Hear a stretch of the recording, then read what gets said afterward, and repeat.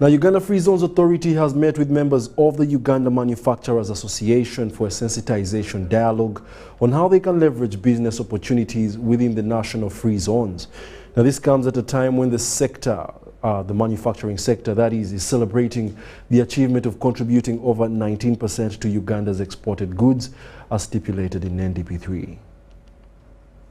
The new financial year 2022-23 is seeing Uganda Free Zones Authority make strategic moves in assembling various private manufacturers to leverage free zones. Initially, when the free zone scheme was created in 2014, we believed and we know that it was supposed to be established or promoted by the private sector.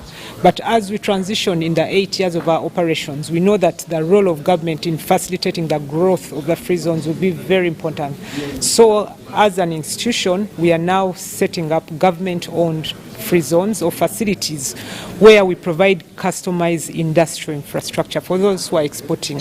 Since the Free Zones Act came into place in 2014, a sizable number of local manufacturers that were in operation before, operating out of the standards of free zones, feel the need to be considered under a sliding scale arrangement. Sure that you're going to invest a certain amount of money which will bring a certain outcome, and then you're going to export. What's critical is the threshold, the 80-20 threshold. In fact, government outside the free zones as well, in the income tax laws, they are giving further incentives for people who are going 50 kilometers outside Kampala. So if you do that, you get double incentives.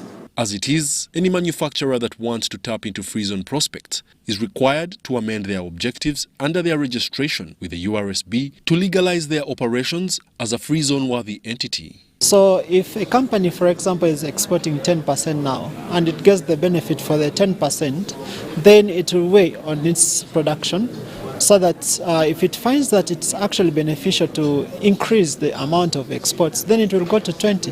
Then the next time it go to 30 until we get 80 and even 100%. So as opposed to now where they're left out because we're looking at only those who are doing 80%, and that is why the majority of the factories that are actually benefiting from this scheme are those that are doing horticulture, coffee, fish, because those are able to export even 100%. Despite recognizing the prospects of operating under free zones like exemptions on import duty and provision of operating space with enabling infrastructure, manufacturers believe that it would be more prudent to operate under a special economic zone arrangement. UBC Business.